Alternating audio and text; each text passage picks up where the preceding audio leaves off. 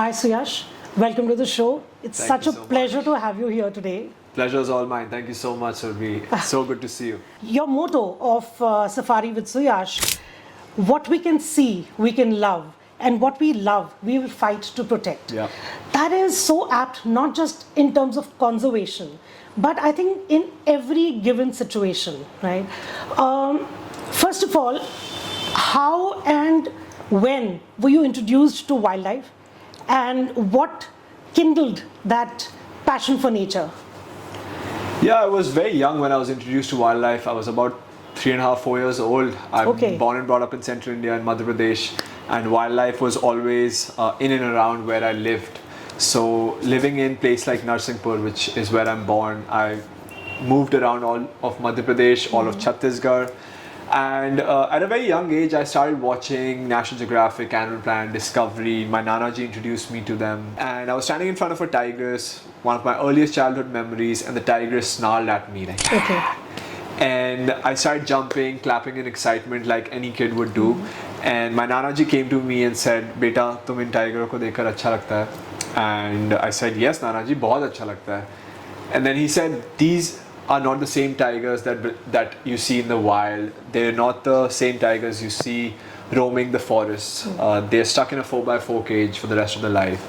So I think that broke my heart at a very early age and set me on a path to, I guess, doing what I do now professionally. But the seeds were sown at a very, very young age. Tender age, yeah. Okay. And what about this motto of yours? Yeah. How did you come up with this? The motto came, of course, over a long period of time. But you see, for me, what grew as a passion was my love for wildlife. Over the time, I was doing many safaris. I used to beg my parents to take me anywhere they're going nearby. The best thing was that our houses were, colonial era houses, which were very large and had like forested tracks within them. So you would have deer, langur, you'd have a lot of birds coming in and out. We used to have a huge pond in our house where a lot of kingfisher would come and feed on the fish there.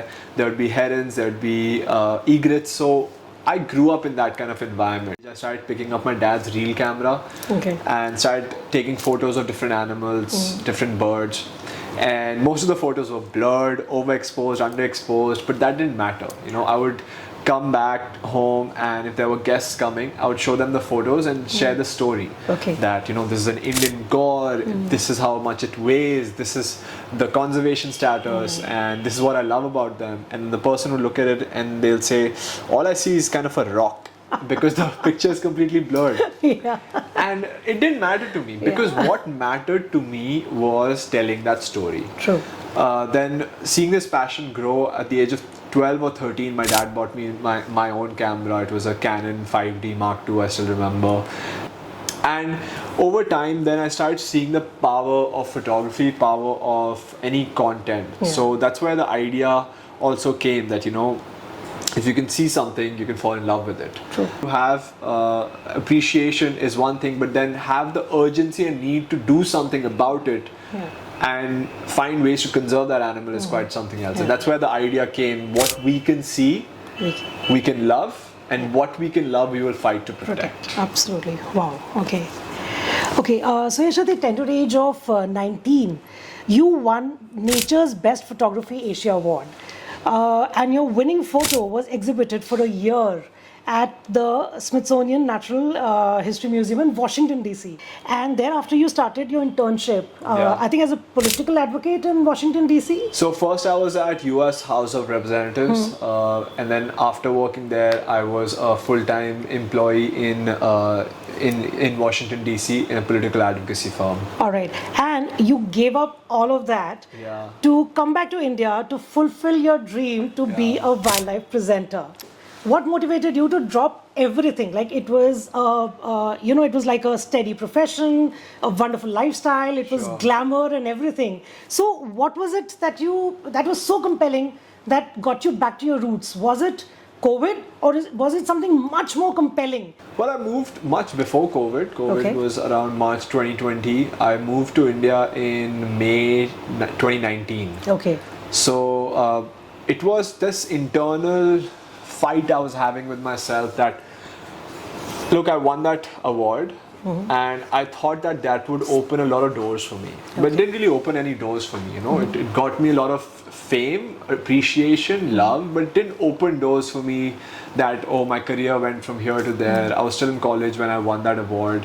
And, you know, once I won that award, I had huge aspirations and, oh, I'll get this, I'll get that. Maybe National Geographic would want to work with me now, or maybe this magazine would want to work with me. People would want to buy my photos, but none of that happened. I chased it, but none of that happened. None of that realized fruition. Then I started learning about this industry, that it's very, very difficult to make your mark as just a wildlife photographer if you want to. And honestly, that's where like I kind of gave up on my passion as well. I want to turn wildlife photography into a full-time profession. I want to become a wildlife filmmaker and presenter above anything else, even beyond photography. You know, filming and presenting in front of camera is what I absolutely love. But I was meeting my idols, talking to them, people in India, people who I've looked up to for 10, 15 years. Okay. There was one particular filmmaker, he's won many green Oscars. I met him, and when I met him, I was just in awe of his presence. Would you like to name him? No. Okay, all right. I would not like to name him. And the reason is because, you know, despite him being my kind of idol at that time, along with a few other people, I just felt that all of them led me astray. Achha. They really led me astray, and that's why I don't want to name them. They led me astray by convincing me that this field is not for me, that I'll struggle for 20 years. All right. That 15, 20 years that I'll struggle, and this is something that I should keep as a passion. Despite them having converted into a profession, few of them offered me internships, which they didn't want to pay me for, which is fine. Many interns don't get paid, but they wanted me to put in my own money to do a lot of things. Like, for example, get filming permits, pay for accommodation and pay for cameras and go film for them, and then give them the footage. I'm like, no, absolutely not. So it just felt like, you know, that situation where someone may have identified your talent, wants to use it for their benefit without giving you anything. Misuse, actually, in a way, kind of, And also because at that time, you know, we're not talking too long back. We're just talking about like 2016, 2017. And then I started getting convinced that, you know, if people like these are telling me that there's no future, that they struggle for 20 years, do I really want to struggle for 20 years? No, absolutely not. Why would anyone want to struggle for 20 years, right? So that's why I gave up. I focused on my studies and education in college. I went and graduated and followed my second passion, which is politics and national affairs. That's why I started working in US House of Representatives. That's why I started working in a job in US, because I had given this up. Then in 2019, early 2019, this question came gnawing at me that I had listened to everyone else. But yourself. I hadn't listened to myself. So I'm 22 years old now. If I don't take a leap towards my passion and make something out of it, I'll regret it for the rest of my life. But it was a calculated decision. It wasn't a decision made in haste. You know, then I planned, okay, what do I need to do? These are the 10 steps I need to take. If these 10 steps are not successful, what's my plan B? If the plan B is not successful, what's the plan C? The plan C is like probably moving back here. Okay, but I wanted to make plan A work. 100% I wanted to make plan A work. Then I moved back, and instead of going to any of my idols, going to anybody, I said I will do it myself. And when I started with tigers. Everyone said don't do tigers, too many people do tigers. Okay, like that. Yeah. But I said that, look, I want to bring a new flavor to it. Everyone working with tigers at that time was in their 40s and 50s. They had a lot of experience. Good, it's all great. But I just felt there could be a perspective of a young person and a flavor that can be added, which is you know, in the form of presenting in front of camera and connecting people with the wildlife in India, done by an Indian, which most of the wildlife presenters were foreigners. There were only 2 or 3 other Indian wildlife presenters which were there in their late 50s and 60s, which are incredible at what they do. But I just felt that India was now going through a phase where to appeal to a larger demographic, you need someone who is similar to them. Okay. So I just felt that, we have this burgeoning population which is in the early age. So it's like between 20s and 35. Okay. So I just felt I could appeal to them. And I started doing that. So, and it's really worked for you. Yeah, I think that's what worked for me. Yeah. And then one thing led to the other, and then Safari with Suyash was born, and people wanted to come on safaris with me, and then that led to another kind of business model in tourism. And that's where the career trajectory changed. It took 8 to 10 years from that point of giving it up to making it where I am. And I think the biggest problem that people had is that this guy is coming in and doing all this. We've been doing it for 20 years. What's the experience he has? But people forget, I also had that experience, probably not at that professional level, but since I was 5, 6 years old, 4 years old, I've been going to national parks. I've been spending a lot of time there. I was surrounded by people who were doing this, so I learned a lot through it. In 2016, I also went to South Africa, did a lot of training. In 2019, I went back to Africa, got a lot of training. Between those periods, I was back in India, spending at least 80 days in a year in Bandhavgarh National Park, up to 100 days sometimes in Bandhavgarh National Park, learning as much as possible. So it wasn't like, I just came in from nowhere and not doing it. So it's very difficult for people to understand and accept, especially when, someone young comes up. So it's not easy for them to... All right, in 2019, you produced a 5-part web series on the life of Tigress Solo. And of course, other conservation issues in Bandhavgarh. The series was launched by the Chief Minister of Madhya Pradesh and was showcased by the United Nations Conference and on several platforms by Incredible India and Ministry of Tourism. Now, the achievement was huge, no doubt about it, right? But what happened to Solo, it left a very deep impact on you and your life, right? Yeah, Solo was a very, very special tigress for me. Every single tiger has been special, but the reason this story really stood out was because of the depth we experienced it. I'd been following her life for quite some time, and in January she even had a fight with Bamera Sun, where her chest was split open trying to protect her cubs. She successfully protected the cubs. So while filming Solo, I just absolutely fell in love with her. It's just, she taught me so much about life. She missed maybe 10-20 hunts before getting the 11th or 21st hunt. Every time a tiger misses a hunt, even though tigers are known as killing machines, only 1 in 10 hunts is successful. Sometimes 1 in 15 hunts is successful. And every hunt they miss, they're actually getting closer and closer to starvation. Absolutely. And imagine Solo with 4 cubs. There was a point where Bamera Sun went to a village and killed a cattle. So we went and interviewed the villagers. There were times that we saw different tigers in Solo's territory. I started saying if Solo and her cubs don't get the space they need, that they will probably move out of the reserve or they will not have a good future. And I was trying to position her and her family as the future of the troubled species, the species as a whole as tigers. If we can protect Solo and her cubs, we can protect other tigers. This is a breeding female. And these 4 cubs will be the future of a park like Bandhavgarh. Of course, there are many other tigers, but this is just an example. So, Solo had her struggles. She fought with a lot of males. There were increasingly a lot of tigers in her territory. 9 tigers crisscrossed her territory. Oh my goodness, And tigers are highly territorial animals. They don't tolerate each other. And specifically if a male from who's not the father comes into Solo's territory, he'll try killing the cubs to get Solo back into estrus and then of course mate with her. So lots of times that happened, but Solo protected her cubs.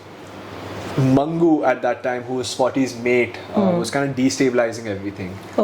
So Mangu had killed Solo's first litter of cubs, and then fathered Spotty's first litter, but second litter, but Spotty's second litter got killed by another male. And then Solo's cubs, when they died, and then she mated with Mangu, then she realized that if she doesn't protect her cubs, she's going to lose them. So she kept fighting a lot. And So it's quite a masala movie kind of a thing, huh? it is masala, unfortunately. Yeah, I'm sorry, I mean, not in a bad way, but I'm saying, yeah, I'm like, it sounds like, you know. Exactly, but yeah. you know, when I was filming that, as you said, it's masala, that's what was getting people interested, you know. If True. I were to say, okay, this is Solo, this is her weight, this is her age, this is the not too many people are interested scientific- in, exactly. You know, over time, Solo was able to protect her cubs. So they were able to face every single challenge nature threw at them. But then in October 17th, 2020, news came that Solo and her cubs were poisoned.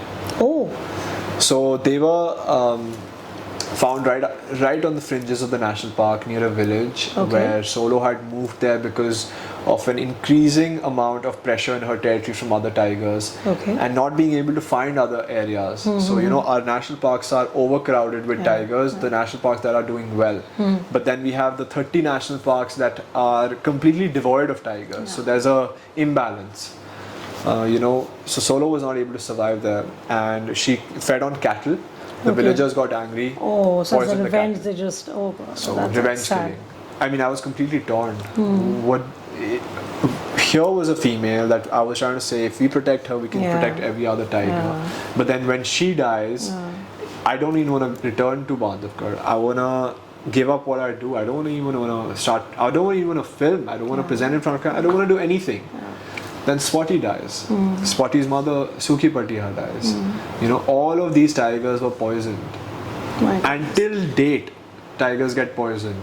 38 tigers have died in Bandhavgarh in 2 years. The management is not doing anything? Look, it's very, very, very complicated. Okay, it's very easy to say that you know, the government is not doing anything, but the problem is actually it's a perception of and perception and education that needs to be changed. Okay, so on the one side, government has in place that every single cattle that's killed by a tiger, the villager will receive compensation. But a lot of these cattle come inside the national park, and the tigers kill it, and the government says your cattle should not have been there in the first place. Okay. So what's the villager? They get gonna do? agitated and then... Of course. So that's why I think perception and education needs to really happen. Perception in the way that, look, people in the region need to feel that the tiger being there is important, and the only way they're going to feel that way is through education. But perception and education will do nothing till the time you make the communities in that region stakeholders and shareholders of conservation as well as business. Okay, this is what Africa has done very well, and we are absolutely failing at it. You've been to Bandhavgarh.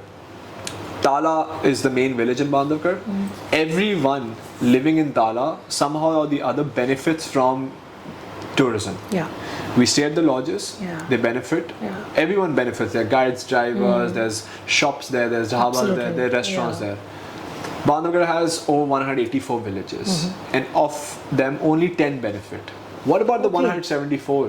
Why should they care for the tiger when they don't have food on their plate? When the rains fail and then their cattle is being killed by a tiger, what are they going to do? Instead, if this was the African model, then you would make all 184 villagers stakeholders of Bandhavgarh National Park. Okay, you would distribute the tourism instead of just in Tala, Magdi and Khitoli zone, you would distribute it to the entire national park. But instead of having 75 vehicles going into one area, you would have 80, 100 vehicles going into the entire area. So then each gate only has 5 to 6 vehicles. Make communities stakeholders of conservation, charge conservation levies that are equally split in the communities. In Masai Mara, for example, when you stay in a private conservancy, which is a community conservancy, they charge $116 per person per night. Okay, which is approximately 9,000 rupees per person per night as a conservation levy. You know what happens with the 9,000 rupee? 4,500 rupees of that is split between all the villages that surround that, and 4,500 is used to actually conserve that conservancy by maintaining anti-poaching units, maintaining roads, maintaining fencing, maintaining all the resources. That is amazing. That is incredible. But right now, that's not happening in India. In the past 2 years, Bandhavgarh, as told you, has seen a rise in tiger deaths. 35 tigers have died in Bandhavgarh. 35 tigers in 2 years. And guess what? Bhavnagar is also, in those 2 years, is the only park that has changed field directors so many times. Because it's blame pointing. Yeah. ठीक है, tiger death हो रही है, official को हटा दो. Scapegoat. They need somebody to, They need one person to be there throughout, figure out the problem, figure out the solution, execute it, take help from the private personnel and do it. When we go to even offer help, no, it's clouded in secrecy, as if it's the nuclear code of India. You know, just a few days ago, government, you know, a lot of times people say that, oh, you know, we must trust the government. But no, isn't the essence of democracy to question what the government is doing and hold them accountable? That doesn't mean I'm anti-national. I love my country. I love what the government does for a lot of people. But at the same time, we also need to hold them accountable. Absolutely. Just recently, that there was a declaration that, you know, in Assam, a part of the Gibbon Sanctuary will be opened up for oil drilling. Okay? For oil drilling? For oil drilling. Okay. So, a few months ago, my team was there and we wanted to film the gibbons. Okay, we were not allowed to film the gibbons because of the because of not having the adequate permits. And when we tried applying for the permits, we were denied, saying that you know, this we didn't exactly get the reason. We just got denied the permit. You should have applied for oil drilling. Exactly. So it's okay to drill the place for oil, but it is not okay to record the gibbons, show it to people in the world, and show how beautiful they are. So, you know, things are completely backwards. True. All right, that's actually. So that's why I feel helpless. What do? I feel helpless.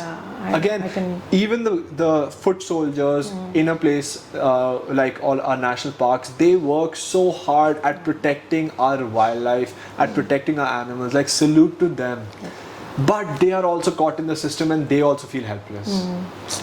Actually, true. The systems need to be changed. It's not about individuals. It's not about this government or last government or future government. It's not about that. It's about the systems in place that have existed since British era to this date. You've not just pioneered India's first virtual safari, but you've also showcased it on your own OTT channel, right? What I need, for the sake of the audience, sure. What is the difference, or what exactly is a virtual safari, and how is it different from maybe, say, watching National Geographic on TV? Sure. So virtual safari, we launched that in the time of COVID, where people could feel that they are on a safari experience and they're learning about all of this from the comfort of their homes. You know, they're literally in the back of my Jeep with a POV camera, looking this way, as if they're just sitting behind me.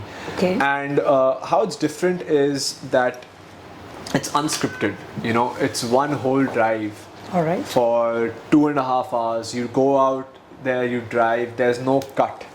In a National Geographic, they probably film for 3, 4, 5 years or 2 years, and then compress that all into 45 minutes. That's more like a story about. Exactly. We're going out there for 3 hours, and we're not doing any cut. So it's like actually being on a safari. Yeah, it's like live. Yeah, it's fully live. It's being on a safari, and then and you don't know what's going to happen next. Exactly. Absolutely unpredictable. Exactly. So I'm telling them everything that I'm seeing, from the birds and trees to insects, butterflies, talking about just environment in general, tracking different animals, maybe seeing a tiger, maybe not seeing a tiger, and it is how you would feel as if you're on a safari. So that's the difference. And you know, there's no drama, there's no music like, or rather soundtracks that are there in all the series on online. So it's very raw, it's very educational, and it's something that people should definitely watch. And now it's available for free on YouTube, so people can go watch it on our YouTube channel. Earlier it was on our OTT platform, it was paid, but now it's completely free to watch. A virtual safari will never replace a physical safari experience, but it gives them the flavor of what to expect, and it gives also those people an access to safaris who cannot go on a safari. Maybe they're too busy in their life, maybe they don't have the money to do that, or maybe they're physically unfit to do it. So we wanted to give them an access to the natural world in the most raw and honest form. Which is amazing. Do you ever stop? Like, something new always keeps coming up. Huh? No, I like to. So that's the thing, right? I think what the difference is that I approach wildlife and being a wildlife professional, along with being an entrepreneur through innovation. Yeah. You know, I want to continuously innovate in terms of connecting people with nature and then therefore creating an impact. Yeah. What has been your most exciting experience in the wild? I spend close to 250 to 300 days in the wild every single year. So to pinpoint one is very, very, very difficult. We were in Bandhavgarh. It has to be a story of Bandhavgarh since we've spoken so much about Bandhavgarh. And we were at a waterhole where Chota Bheem is a tiger. He's a very beautiful tiger. He's not chota at all. He's actually very Huge, very actually. huge Yeah. and bulky. I've seen his photo. Yeah. Yeah. So we were sitting there and just waiting for him to come out, and all of a sudden, two wild elephants came from the left. And we started looking at the wild elephants. By the way, wild elephants never existed in Bandhavgarh. They actually migrated all the way from Odisha, where their habitat was getting destroyed. Yeah. They migrated to Chhattisgarh. Even in Chhattisgarh, they weren't able to find habitat because Chhattisgarh had so many mining operations going on. So then they came to Madhya Pradesh. Okay. They walked all that way. Imagine. They came to Bandhavgarh and then found it as a safe haven, and then they never left. Since 2018 till now, they've never left. And Bandhavgarh never had elephants. Okay. So those two elephants came on the left, and it was just absolutely incredible just to see them. And we were just looking at them, and the waterhole was on the right. And then we turned back, and literally Chota Bheem was just sitting in the waterhole. And he had come, he was sitting there for so long that we didn't even notice. Yeah. So, I've had many incidents, whether a tiger is next to me, or an elephant charging at me, a rhino on foot, a lion's on foot, leopards on foot, tigers on foot, everything. But it's moments like these that just keep you on your toes, but also keep making you fall in love with it. It's small moments like these. You need to be a little crazy for all this, no? हाँ मतलब 2-4 थोड़ा सा ना? बिल्कुल 100%. लगता है 2-4 screw ढीले क्या 2-4 स्क्रू है ही नहीं. By the way, nobody should try this themselves. I'm a trained professional. I've been doing this for much of my life, so I know how to handle this. I've been doing this under extreme supervision in the beginning, and now I'm trained enough to do it myself. So I've had lots of instances like that in Africa, especially while filming. We were tracking rhinos on foot. There are many clips on my YouTube channel which you can see that we've tracked a rhino on foot and we're there filming it. We've tracked lions on foot, we're there filming it. Tigers, it's happened because of the lodges we stay at. A lot of them are very forested. The lodge we stayed at was 32 acres in the middle of the forest. So tigers come in and out. So sometimes, if you end up spending so much time there, of course there are chances that you're going to run into it. Yeah. You ever been chased by one of these? Not chased. I've been charged by a tiger. I've been charged by an elephant, and not chased because I never ran. If I ran, I would be here. Yeah. All right. There's a video of me driving where an elephant mother has come really close to me because her calf is right behind her. Okay. And I'm talking to her. I'm like, "Hey girl, how are you? How are you?" It doesn't matter what I'm saying to her. It it's matters the tone. The tone. Yeah. The tone matters. I think animals can sense your fear. Yeah. And And that big elephant in that car, if she wants, she can topple it in an instant. in a second. Yeah. At one point, she even used her tusk to just do this to the vehicle just to see. Being curious. If I touch the couch won't move. If an elephant touches the couch will probably not exist. So she did that to the vehicle, and the vehicle went like that, and I said, "Hey!" And she dropped it, and then she went back. Yeah. Wow. All right. What has been your most favorite capture till now? You have to give us one. That's so difficult. I know. Picking that moment that's the best, or picking that capture that's the best. It's difficult. I will tell you about this shot. Why don't I tell you about this shot? Because it's a very special shot, I think. It's one of my favorites for sure. That's why it's here in such a big format. And as I said, this is Spotty. She is beautiful, blue-eyed female. A lot of the tigers in Bandhavgarh have blue eyes because they're from the same gene as the white tigers. Okay. And this was in 2018 January that she was rearing up her first litter of cubs, 3 females, and and this was on one of the roads that is completely inaccessible to tourists. But the only reason we were able to access it is because we were on a filming permit for full day safari. Okay. And it's only one road that we have access to in addition. Okay. So we were there, and for a long time we were hearing alarm calls. And we waited there for about 5 hours. Okay. Because alarm calls were in the valley below us, and we can't go there. Okay. And finally, around about 6 p.m., just before the winter light was about to fade, the tigress came up. Wow. And she came up and she started walking towards me, and she walked towards us for about 20-25 minutes. Nobody there. Amazing. Yeah. Completely alone. And it just felt so good. Because I've known her since she was a cub herself, and to see her in her prime and walking her territory in such confidence, walking towards us, pushing the vehicle back. Every time she would come close, she would look at me like this, and then I would move back. Then she would come close, she would look at me like this. Are you going to move or not? Then I would move back, then she would keep walking. So I think having that healthy respect, having that That moment. connect is, I think, absolutely surreal. Like it's just, wow, okay. Yeah, so I think that's why I've put this shot. It just means a lot to me. The background is beautiful and Spotty is looking gorgeous. Absolutely, yeah. And of course, you're a very good photographer. So that also, Thank you. Okay, any rare species that you've encountered? Yeah, recently I was telling you I went to Botswana.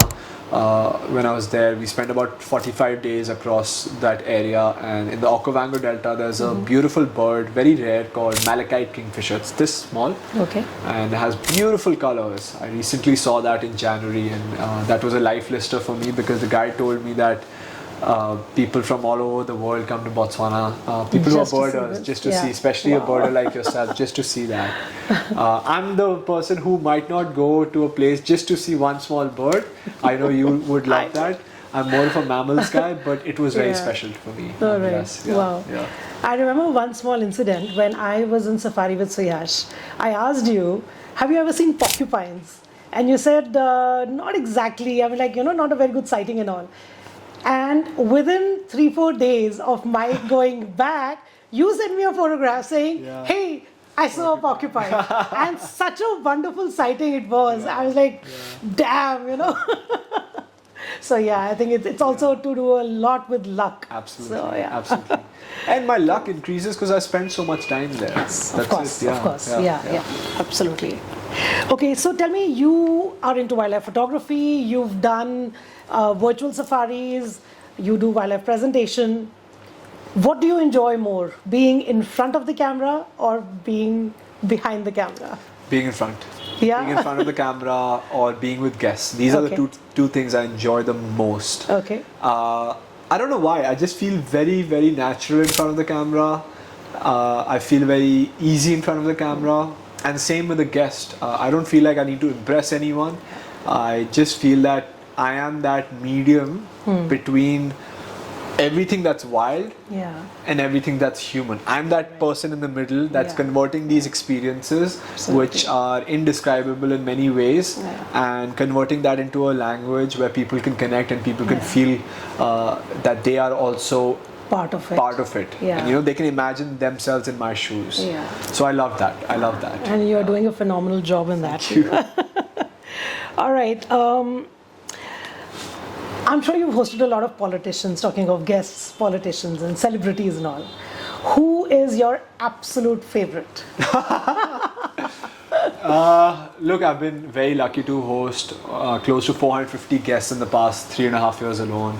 And I think I'm very lucky in that way that all the guests have added a flavor to the brand Safari with Suyash, because I think when they come for a safari with me, they know what they're signing up for. But I think the guests that I enjoy the most are those guests that come with a lot of open-heartedness for life in general. There's one kind of guest that come for serious things, that I want to see a tiger, I want to see a lion take down a buffalo, focused like I want to see a kingfisher doing this, I want to see a kingfisher doing that. And for me, it's great to host those kind of guests because that's a challenge for me.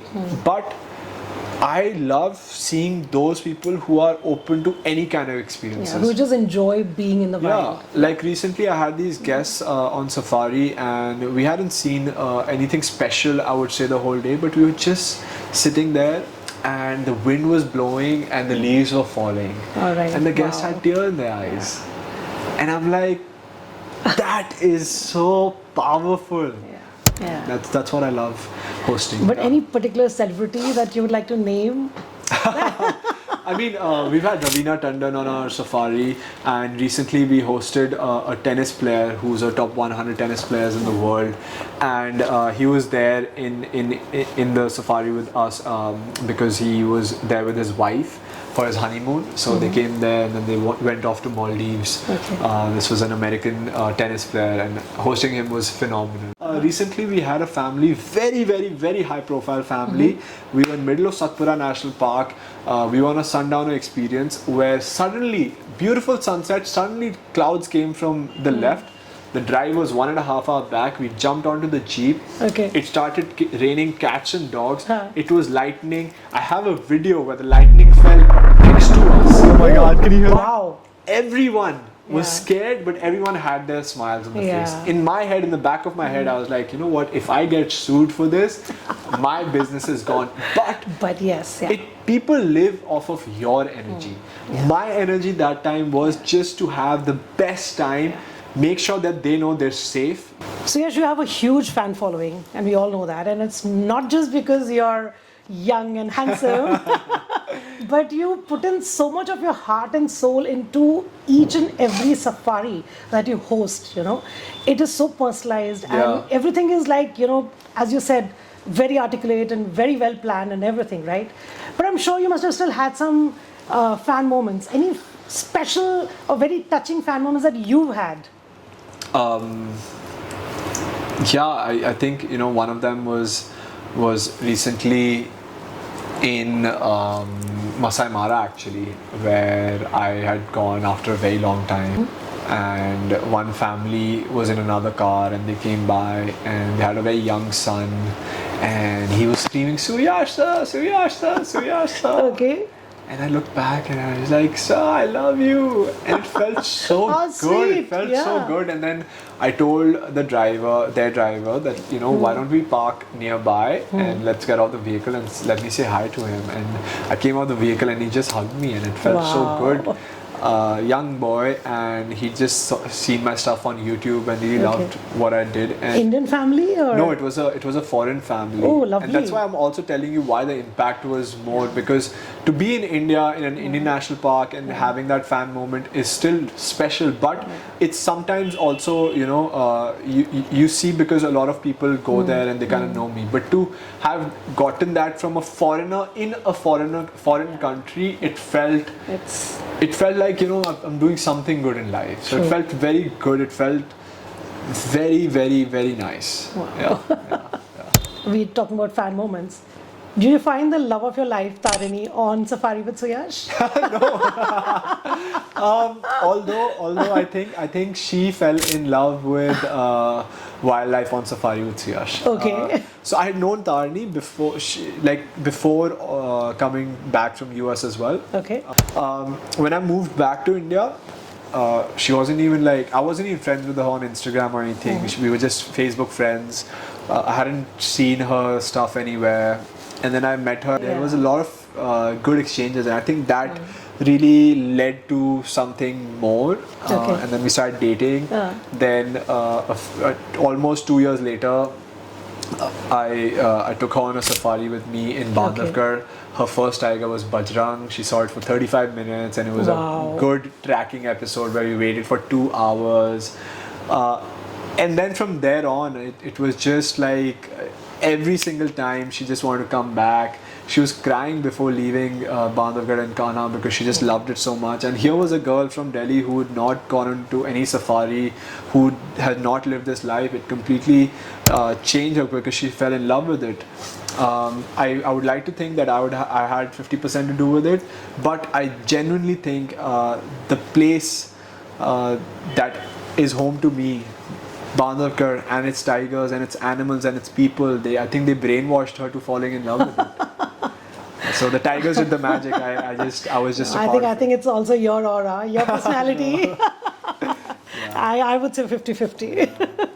But you're very lucky to have found a partner who kind of resonates or vibes with your passion. Absolutely. It's a big blessing. Yeah. 100%. 100%. Yeah. All right. Okay, so yes, the first thing a person notices about another person when you meet them for the first time is how they dress or how, they look, right? Sure.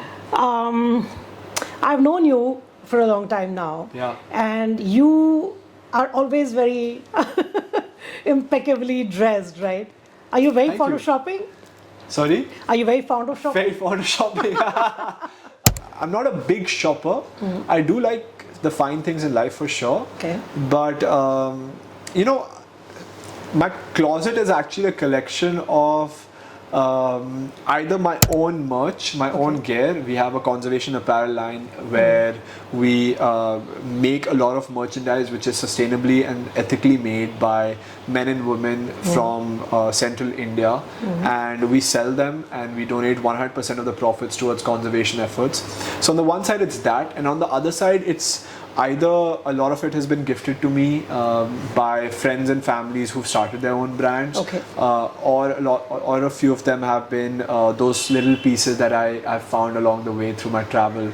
Like this is one thing that I always wear, which is Roback. It's actually a company owned by my friend in the US. We started our journeys along at the same time. He and two of his other partners, they quit their job just a year and a half before I did.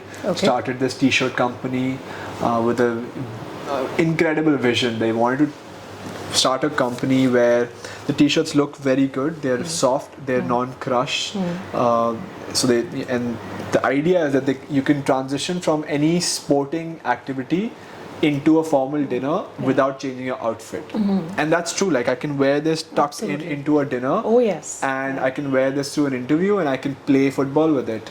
So that was the idea. And I love that idea. So he and I know each other for so long that I have about 85 of these shirts. 85. Wow.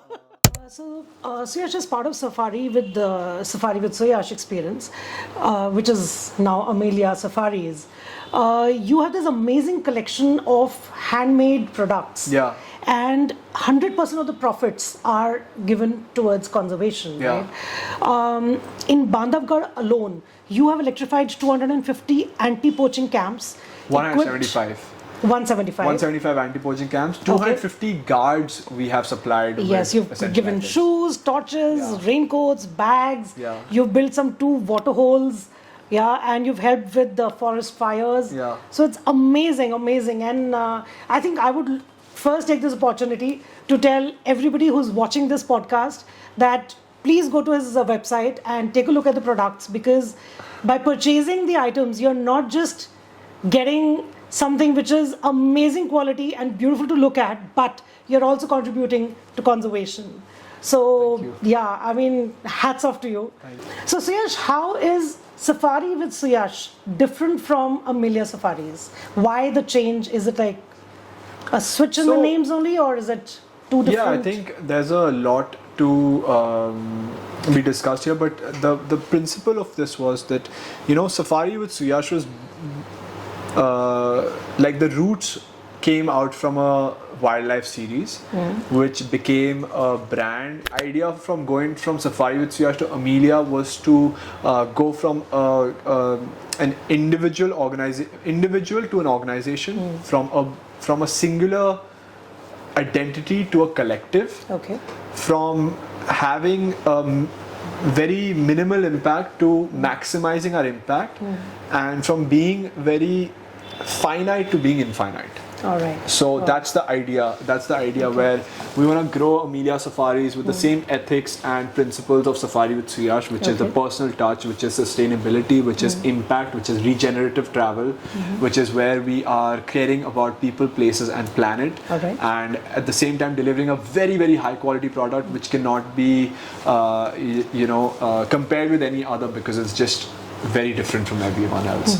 So I think that's the idea, and that's where we want to see the growth. That's where I have the vision that whether I am here or not, Ameliya should be here. Yes. You know, it also came from a need that I was spending 250, 300 days in the wild and really ignoring my health. So, you know, coming back to which you asked me the question, right, what's the most difficult about photography, filming, or in fact now spending time with guests. All of this is lovely, all of this is amazing, but it takes a toll on your body.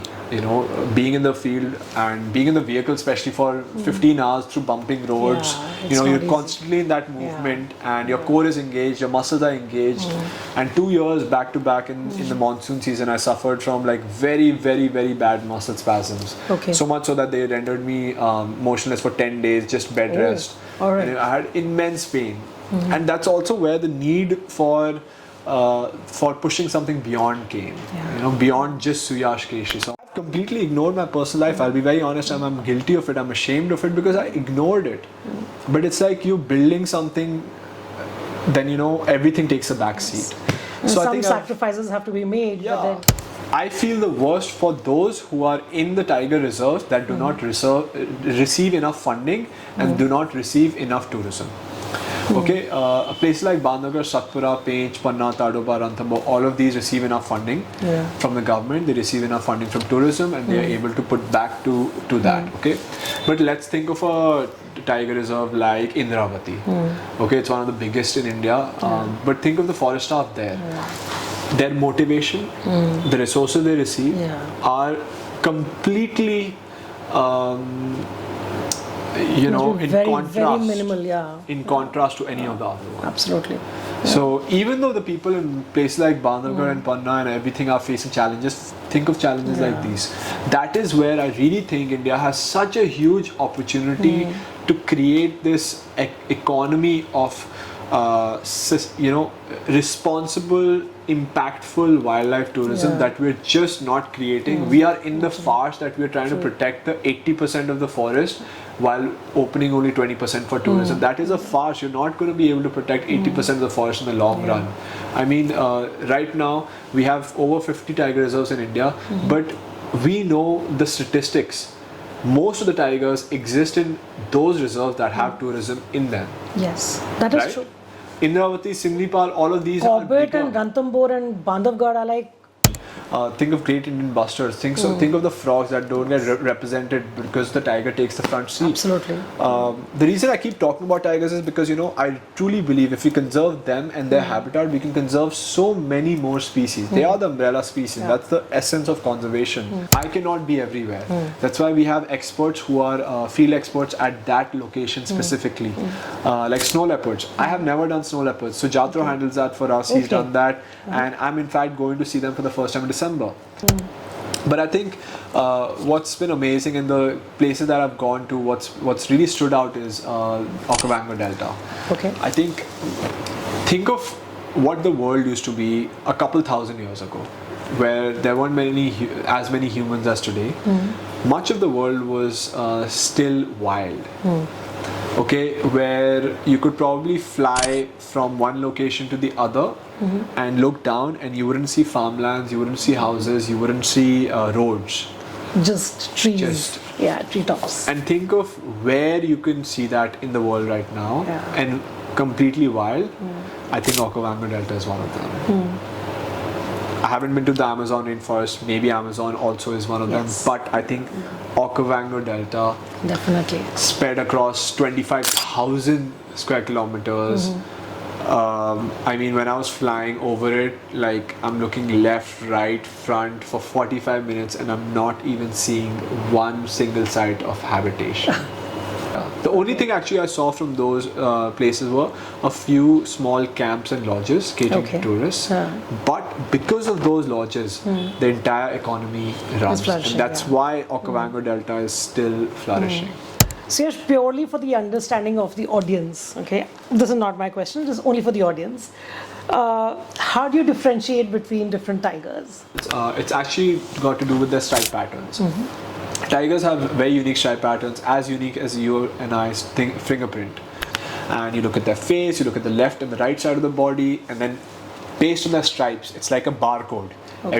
Every tiger has a different barcode. And the stripes will be the same from birth to. They don't whatever age change, they- but they okay. expand. Of For course, example, yeah. if a tiger has like a stripe pattern which kind of forms like this at one, when they grow up, it will be much bigger. All right. So it does. Yeah. It does change over time, but it doesn't change enough that it's completely a different tiger. Okay. Yeah, yeah. Okay. And how can you tell the age of the tigers? You have to observe their nose pattern. Okay. In the pattern of their noses, when they are young, it's completely pink. Okay. And when they grow old, they start developing brown or black spots on their nose. Okay. So an old tiger will have almost a completely black nose. All right. Okay. Yeah. All right. But you can't like kind of say precisely how You can't many- say precisely Yeah. in terms of the age, but rough you can you say can- rough, like whether it's a cub, sub-adult, adolescent, middle-aged tiger, in their prime or old. that much, yeah, which is good enough. Yeah. Okay. Yeah. All right. Wow, lovely. Similarly, you know, if you're expert trackers can tell the difference of a tiger's age through pug marks as well. So, Okay. for example, like Alright. if I'm tracking a tiger, if I need to know how old a tiger is, I look at the pug mark and see how much the pug mark have spread. Okay. If the pug mark spread is a little more, then it's a tiger that's older. Okay. And if it's fully up, Okay. fully out with hair follicles registered in the pug mark, I know that it's a very old tiger. Yeah. Versus a young tiger with the pug marks close by, the index, the main indentation being small, Okay. and I know it's a younger tiger. All right. Can you also tell can you identify a tiger through the pug mark? Is that possible? No. Look, there's only one possibility, and that is like if you know the tiger and the area very well, and you can identify the tiger's pug marks based on certain characteristics. For example, Or like maybe if some the- injury or something. Yeah, maybe some injury. Suyash, around 2 years back, there was a celebrity who posted a video at a petting zoo, right? Yeah. And there was a lot of backlash around that. We humans don't understand that a petting zoo is not really where animals are, brought up very well, and they're like, it's not something very nice. Yeah. It is where it's like how trafficking happens, where women are just picked up and Sure. something like that. It's as bad as that, where they are actually drugged and tortured. It's not something to be encouraged, right? What is your take on that? Well, I've shared a lot of my thoughts on that on social media. So I think at the basis of it is that you're keeping the animal against its will, where it's not able to do anything that it does in the wild. For example, a monkey in the petting zoo just to take selfies. Yeah. The monkey is not able to go from one tree to the other, maybe move around, eat what it wants to eat. And Yeah. it's basically going against their will. And then a lot of people argue, like recently this Curly Tails, one of their presenters was in Thailand and she posted a video, and I commented on her video, and she said, did you not read my caption? These are animals rescued from pet owners. So now I'm thinking, like, isn't this completely reversed? Like, they are rescued from pet owners, then Yeah. put in a petting zoo where you The can do what cage the and pet that. owners was doing to them. Exactly, And then she's like, yeah. no, these were being abused by pet owners, and here they're safe. And I'm like, do you not understand the entire ecosystem is bad? You're also paying to go and pet them, and it's against their will. If they want to be truly free, Yeah. then what they should do is keep them in enclosures which are massive, without human interaction, and let them live their life. Yeah. That is a true Yeah. thing, right? Okay, so yes, you've won a lot of national and international awards, and the latest being the 30 under 30 travel and tourism by Yeah. HT City. You were featured in over 300 publications and have been ranked as one of the top 5 wildlife professionals in India for 2022. You were also categorized as the young blood. Yeah. How does it feel to have achieved so much at such a young age? I'm the kind of person to not gloat over my achievements or even spend time on my achievements. Like I remember when I won the 30 under 30, the next day I was like working very early in the morning and the whole day, and my family was like, what are you doing? Just chill, relax. And I'm like, no, I want to do this. And she's like, why are you so stressed? You've just won this award. Like, I'm not thinking of the award actually, because I just want to work. I love what I do. I want to keep doing what I do. So in that way, I really enjoy the process. I am someone who is extremely ambitious, extremely unhappy and self-critical about myself and my endeavors, which to a certain extent I need to change. The self-critical and extremely being unappreciative of myself, that's not a good and healthy habit, so I don't recommend that. Extremely ambitious is great. I need to manage that, but I think what that lends itself is towards this feeling that you want to constantly achieve more and more and more. But don't you sometimes feel burnt out? I feel burnt out all the time. Yeah, because you're doing so much at such a rapid pace. I'm actually that person right now who is burning himself out a lot and realizing it, because for the past 2 years it's really taken a toll on my health. So I am trying to be that person who's not burning out, but I still experience burnout every few days, and then I have to pause and reset. I can't tell you that I have achieved that spiritual zen-like moment that life is going and I'm able to do that and be disconnected. I haven't achieved that. So maybe if I have a conversation a year later, I would have achieved that. I don't think so, because I'll tell you why. Because no, I'm not doubting your this thing, but when people are so passionate and so creative, when both the things combine, and like you said that you are like that Nike, just do it. You cannot sit idle. And I think when you achieve something, you're onto something else. So I think it's just going to go on even when you're like 80, 90 years old. You're like, okay, what next? So सही यार, काम करते enjoy करते life निकल जाए तो I think that's the best thing. Yeah, why not? Absolutely. So I always feel that I have that young blood in me. तो अभी तो चल रहा है, पता नहीं 5-6 साल 10 साल बाद क्या होगा.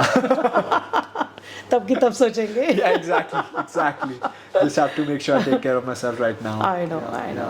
Suyash, any message you'd like to leave the audience to ponder upon?